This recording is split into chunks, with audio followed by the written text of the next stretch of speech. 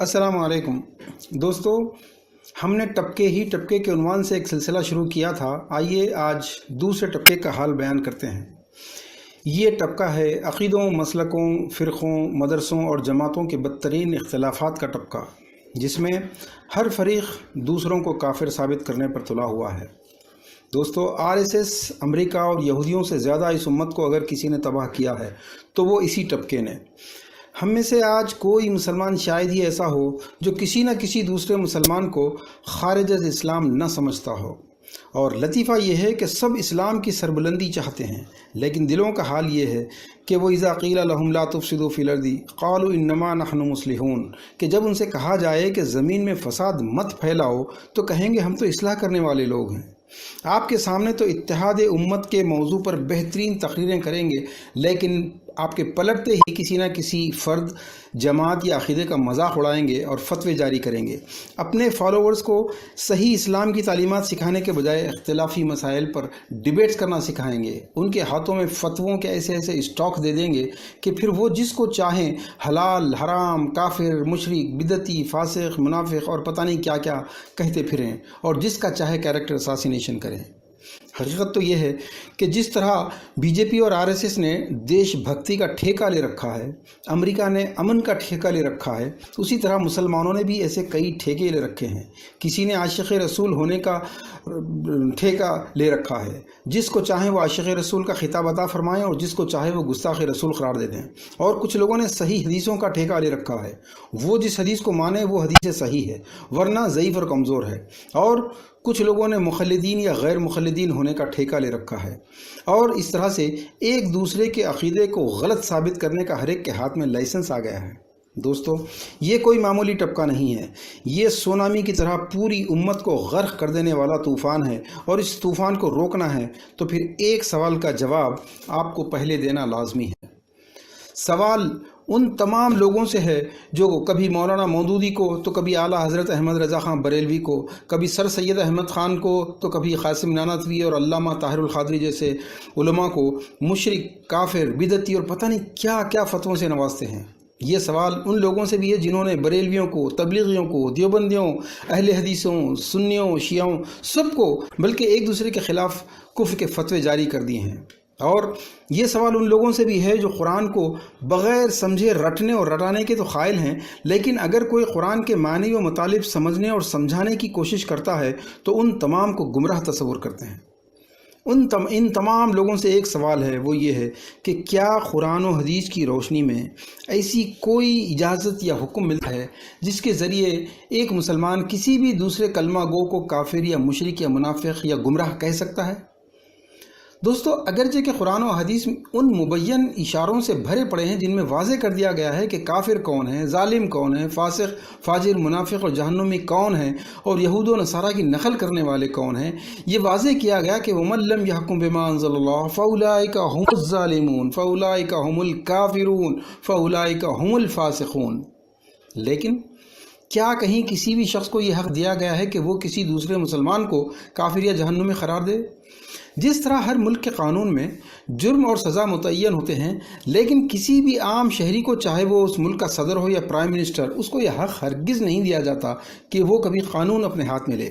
بالکل اسی طرح قرآن و حدیث میں بھی کہیں بھی کسی مسلمان کو یہ حق نہیں دیا گیا کہ وہ کسی بھی دوسرے کلمہ گو کی تکفیر کرے۔ تکفیر کرنا تو دور کی بات، اس کے ایمان پر شک کرنے کی بھی اجازت نہیں، کیونکہ رسول اللہ صلی اللہ علیہ وسلم نے فرمایا کہ کسی مسلمان کے ایمان سے نکل جانے کا یہی ثبوت کافی ہے کہ وہ دوسرے مسلمان کی تحقیر کرے، یعنی ہیوملیشن کرے۔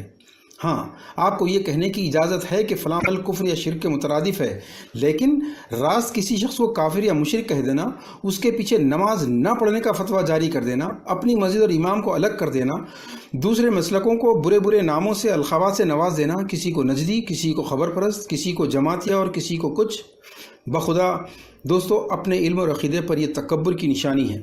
کبر اللہ کی چادر ہے۔ اپنے ایمان اور اپنے علم پر اتنا گھمنڈ کہ کسی بھی دوسرے مسلمان کے ایمان پر رائے زنی کا اختیار اپنے ہاتھ میں لے لینا، دوستو یہ اللہ کی چادر کھینچنا ہے۔ لوگ اگر کہتے ہیں کہ مسلمان دہشت گرد ہوتے ہیں تو غلط بھی نہیں کہتے، اس میں پارشل ٹروتھ ہے۔ جب آپ کے عالم، آپ کے مرشد یا آپ کے امیر کسی اور مسلک کے عالم کو کافر یا گمراہ قرار دیں گے تو کیا دوسرے خاموش بیٹھ جائیں گے؟ کیا وہ جواباً آپ کے علماء آپ کے مسلک کو برا بھلا نہیں کہیں گے؟ اس کے نتیجے میں کیا پھر ڈیبیٹس اور کلاشز نہیں ہوں گے اور نتیجتاً مسجدیں اور امام کیا الگ نہیں ہو جائیں گے؟ کیا ہر ایک اپنے اپنے جلوس اور جلسے کر کے اپنی اپنی شو آف اسٹرینتھ نہیں کرے گا؟ کیا پھر مسجد کی انتظامی کمیٹیوں پر قبضہ کرنے کے لیے رسہ کشی نہیں ہوگی؟ آپ اگر کتاب چھاپتے ہیں تو کیا وہ کتاب نہیں چھاپیں گے؟ آپ اگر فیس بک اور واٹس ایپ کے اوپر ان کے خلاف زہر اگلتے ہیں تو پھر کیا وہ نہیں اگلیں گے؟ ایک فریق اگر جا کر مودی یا نواز شریف یا اوباما سے آشیرواد حاصل کرے گا تو پھر دوسرا بھی جا کر کہیں سے پیسہ لائے گا اور مسجدوں اور درگاہوں اور امام باڑوں میں بم رکھوائے گا۔ اگر ہر وائز اپنے گروہ کو 73واں فرقہ ثابت کرے گا جو کہ حق پر ہوگا تو پھر سارے 72 فرقے اپنے آپ کو 73واں فرقہ ثابت کرنے میں ہی اپنا پورا زور صرف کر دیں گے۔ اس طرح امت میں ہر طرف 73ویں فرقے ہو جائیں گے۔ دہشت گردی اور کیا ہے؟ کون اس کا ذریعہ بنتے ہیں؟ وہ معصوم لوگ جو بیچارے نہ قرآن جانتے ہیں، نہ حدیث، نہ ان کو مطالعے کا شوق ہے، نہ سمجھنے کی کیپیسٹی ہے۔ ذہنی طور پر دوستو 90% لوگ دراصل ذہنی غلام ہوتے ہیں، سبمسیو ہوتے ہیں۔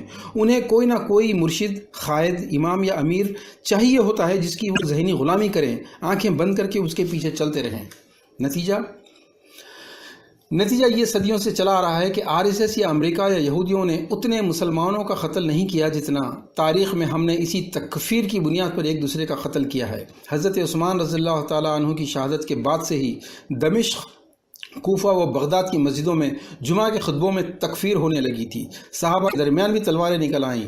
یہ امت جو امت واحدہ تھی شیعہ اور سنی میں تقسیم ہو گئی۔ خلافت بھی فاطمیوں اور عباسیوں میں تقسیم ہو گئی۔